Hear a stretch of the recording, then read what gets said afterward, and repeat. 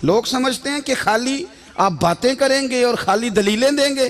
और यारो ये जो गुलामी है ना, गुलामी, मौलाना अमजद अली साहब आज़मी रहमतुल्लाह अलैह फरमाते हैं यकदम आला हजरत का दरवाजा खुला। ये भी मेरे आला हजरत की जिंदगी है, इसे भी देखो, यकदम दरवाजा खुला तो बूढ़े इमाम के पैरों में जूता कोई नहीं और आला हजरत सर पट दौड़े। मैं करीब गया, मैंने कहा हुजूर मैं सदके जाऊं, कहाँ जा रहे हो? कहने लगे किसी ने बताया मेरा मुर्शद का बेटा रेलवे स्टेशन से गुजरने वाला है। अमजद अली देर न कर यार, कहीं शहजादा नाराज ना हो जाए। मेरे मुर्शद का बेटा, मेरे शेख का पोता, यार जरा जल्दी कर। कहते हैं आला हजरत दौड़े रेलवे स्टेशन पे। उन्हें अगर फतवे लिखने आते थे किल के रजा है खंजरे खूंखार बरकबार, तो वो ये भी कहा करते थे कैसे आकाओं का बंदा हूं रजा, बोल बाले मेरी सरकारों के।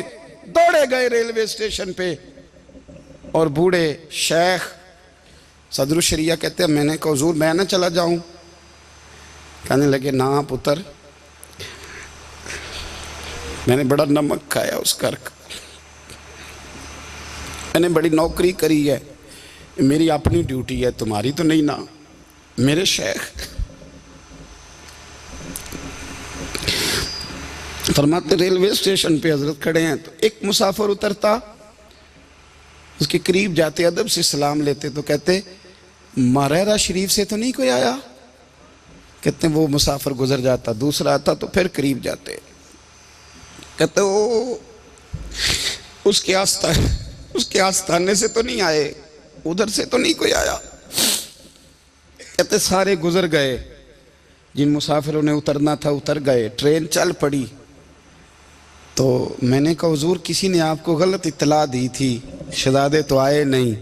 कहने लगे यार इत्तला गलत थी या ठीक थी, पर यहाँ तक आने का मज़ा बड़ा है। आप समझ सकते हैं आला हजरत के दो बेटे हैं, हुज्जतुल इस्लाम मौलाना हामिद रज़ा खान साहब और मुफ्ती आज़म आलम इस्लाम। दोनों शहजादे इतने बड़े शहजादे थे कि दोनों अपने अपने वक्त के सबसे बड़े मुफ्ती हुए। ये भी तो मेरे आला हजरत है ना, इसको भी तो ज़रा समझो ना। खुशकी और फिर खुशकी और फिर खुशकी। एक दिन पीर साहब ने कहा, नूरी मियाँ साहब, क्या अहमद रज़ा यार वो भैंसें रखी हुई हैं तो उनको ना गीदड़ आके तंग करते हैं, तो दो कुत्ते मिल जाए ना कभी, तो चलो रात को पहरेदारी करेंगे, दो कुत्ते मिल जाएं। मैं अक्सर सोचता हूँ कि आला हजरत तो आलिम थे, उनका कुत्तों से क्या लेना देना? हजरत जी आपने कुत्तों की बात करनी थी तो किसी दुनियादार से करते, दो कुत्ते मिल जाएं तो ज़रा जानवरों की देखभाल करेंगे। फरमाया हुजूर सवेरे ही आ जाएंगे। भाई आपका तो ये शुगर ही नहीं, तो आप कहाँ से लाएंगे? दिन चढ़ा तो दोनों बेटों के गले में रस्सियाँ डाली। आला हजरत को सिर्फ आप फतवे की रोशनी में देखते हैं, आपको उस शख्स के दर्द का नहीं पता, उसके जायके का नहीं पता, वो किस स्टेज का आदमी है, स्टेटस क्या है तरीकत में, शरीयत में, इश्क में।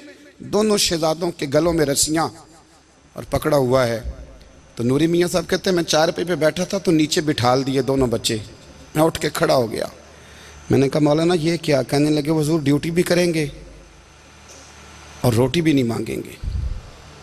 जिन्हें तना विच इश्क न रचिया कुत्ते हो ना थी चंगे, मालक देकर राखी कर दे साबर भुखे नंगे। किधर गया ज़ौक़, किधर गया वो दर्द? और फिर जब बारी आई रसूलुल्लाह के प्यार की, जब बारी आई नबी पाक की मोहब्बत की, तो फिर फाजिल बरेलवी का कद अगर लिखने में कमाल है ना, तो महबूब के प्यार करने में भी कमाल है। उन्होंने ना सारी ज़िंदगी, यानी सारी ज़िंदगी ये कह के गुजार दी कि इश्क तेरे सदके जलने से छुटे सस्ते, जो आग बुझा देगी वो आग लगाई है। एक सैयद साहब थे, मकान बन रहा था आला हजरत का, तो सामने ना बिल्कुल लाइब्रेरी थी। तो जब मकान बन रहा होता है तो तब सारे मिस्त्री मजदूर अंदर ही होते हैं, तो सबका आना जाना था, सब लोग आते जाते थे बिला झिझक। तो वो सैयद साहब भी एक दिन आ गए, सामने लाइब्रेरी में मिले, फिर चले गए। कुछ दिनों के बाद घर मुकम्मल हो गया, अब औरतें भी आ गईं।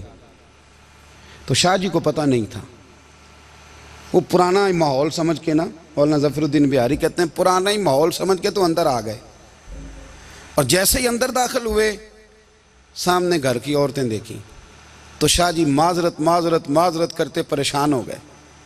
और फिर जब दोबारा पलटने लगे तो आला हजरत दौड़ के गए, हाथ चूमे, कहने लगे शाह जी आपको तो पता नहीं था, और आप मेहरबानी करें ये माजरत वाला लफ्ज़ वापस लें, ये मेरे घर की औरतें नहीं, ये तो सैयदों की बांदियाँ हैं, ये तो नौकरानियाँ हैं, तो आप मेहरबानी करें, ये अंदाज़ आपका जो है ये दुरुस्त नहीं, आप मेहरबानी फरमाएं अंदर आएँ। और फिर सारे ख़ानदान को लेके पर्दे के पीछे खड़ा किया और कहने लगे शाह जी को गलती लग गई, उन्होंने हमसे माजरत की, अब हम सारे मिल के उनसे माजरत करेंगे, इसलिए कि ये रसूलुल्लाह का ख़ानदान है।